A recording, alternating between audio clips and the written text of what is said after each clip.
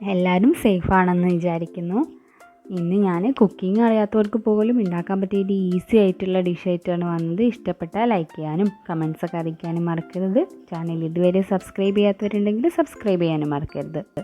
ആദ്യം ഒരു മിക്സിൻ്റെ ജാറിലേക്ക് ഞാൻ ഒരു വലിയ ഉള്ളി അരിഞ്ഞിടുന്നുണ്ട്. മീഡിയം സൈസുള്ള വലിയ ഉള്ളിയാണ്.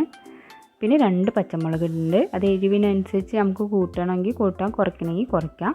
ഇതിലേക്കൊരു 3 മുട്ട പൊട്ടിച്ചിടുന്നുണ്ട്.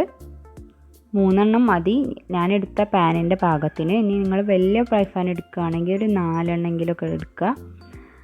അപ്പോൾ ഇതും കൂടി ഇട്ട് കൊടുക്കുക. എന്നിട്ട് ആവശ്യത്തിനുള്ള ഉപ്പ് ഇടുക. ഇനി ഇതിൽ കുരുമുളക് പൊടി വേണമെങ്കിലൊക്കെ ചേർത്ത് കൊടുക്കാം. നമുക്ക് എന്തെങ്കിലും സ്പെഷ്യൽ വേണമെങ്കിൽ അതിൽ ചേർത്ത് കൊടുക്കാം. ഞാൻ ഇത്രേ ചേർക്കുന്നുള്ളൂ. പിന്നെ ഒരു 4 പീസ് ബ്രെഡ് എടുക്കുന്നുണ്ട്. അതൊന്ന് 4 ആക്കി മുറിച്ച് കൊടുക്കുക. ഏത് ഷേപ്പിൽ വേണമെങ്കിൽ കട്ട് ചെയ്യാം. ഇനി ഒരു ഫ്രൈ പാൻ എടുത്തിട്ട് അടുപ്പത്ത് വെക്കുക.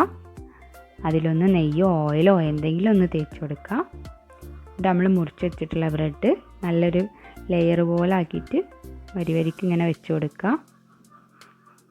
കുറച്ച് ഗ്യാപ്പ് ഉണ്ടായാലൊന്നും കുഴപ്പമില്ല. ആ ഗ്യാപ്പിലേക്കൊക്കെ നമ്മളെ ഫില്ലിങ് ഇറങ്ങി ചേർന്നോളും.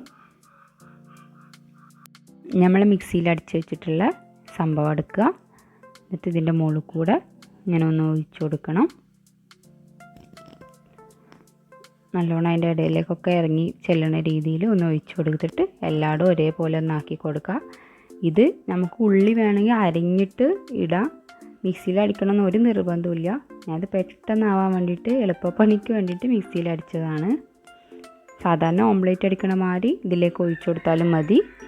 ഇനി ഒരു ചെറിയ തീയിൽ കുറച്ച് നേരം വെക്കുക. പെട്ടെന്ന് തന്നെ മുട്ടയല്ലേ, പെട്ടെന്ന് തന്നെ വെന്തോളും. അപ്പോൾ ഇനി വേണമെങ്കിൽ സൈഡിലൊക്കെ ഒന്ന് നെയ്യോ ഓയിലോ എന്തെങ്കിലും ഒന്ന് പരട്ടി കൊടുക്കുക.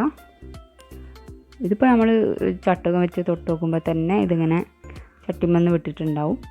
അങ്ങനെ തോന്നുമ്പോൾ നമുക്ക് ഇതൊരു വേറൊരു പാൻ ചൂടാക്കിയിട്ട് അതിലേക്കൊന്ന് മറിച്ച് കൊടുക്കുക.